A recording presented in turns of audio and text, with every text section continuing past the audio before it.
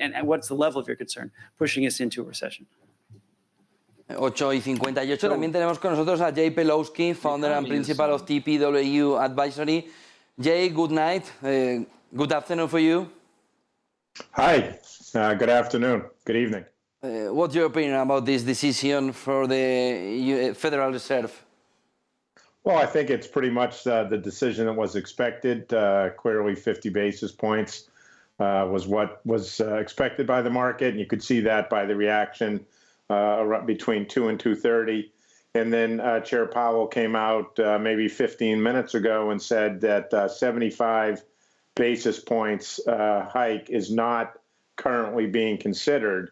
And I think that's what really have shot equity prices up, because there was a sense in the market that a 75 basis point hike was likely over the next couple of meetings. It seems like Chair Powell took that off the table, and the stock market reacted accordingly.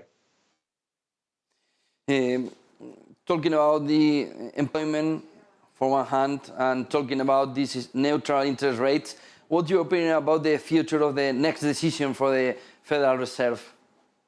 Well, it's really a very tricky environment, and I got a laugh when Chair Powell said that it was very difficult to give forward guidance 60 or 90 days out, because things are changing so fast, and it's very much what all of us in the markets have had to deal with over the last, couple of years since COVID. Things move very, very quickly. So right now, the investor community is divided into two camps.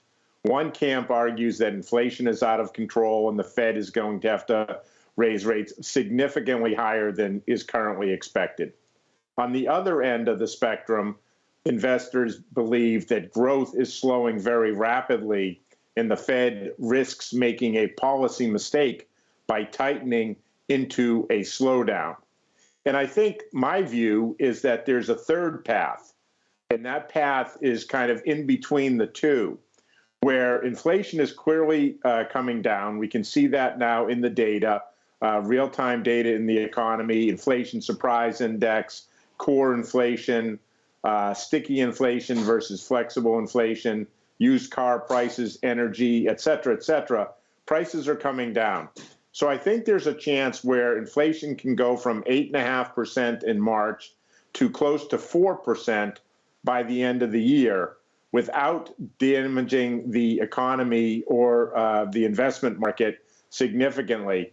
At the same time as growth can continue to be okay, because as Chair Powell said, growth, whether it's household income, company balance sheets, all these things are quite strong. And so I think there's kind of a middle path, a threading of the needle, and that's what gives one confidence to continue to be invested at this point. Talking about it's possible to reduce the inflation without any unemployment. Do you think that this is possible now?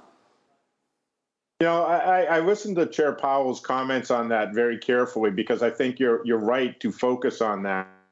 He made the point that there are almost 2 job vacancies for every unemployed person. And so the point of lowering or raising rates to slow the economy is to reduce those number of vacancies, right? As the demand slows, as the economy slows, those job openings will reduce. And that will mean that the pressure on wages should also reduce. And that's what the Fed is focused on, not allowing the inflation that's in the system to get into the wage cycle and then be sustained and even harder to deal with. And I think that the economy is clearly slowing, right? I mean, Q1 in the U.S. was quite weak. It was the headline number was not reflective of the underlying strength of demand. So I think the second and third quarters you'll see better growth in the U.S. than in Q1. But clearly we're slowing from the very high growth of 2021. And I think settling into a growth path somewhere between 2.5% to 3% real growth and 2.5% to 3% nominal growth, inflation, so that you have nominal growth of around 6%. And this difference between nominal growth and real growth is something that investors are having a hard time understanding, because for a decade at least, we have had virtually no difference between nominal and real because inflation was so low. Thank you very much, Jay Pelosky, founder and principal of TPW Advisory. Thank you very much. Thank you. Nice to hear you. Thank you, Jose. Nice to speak with you. Bye-bye.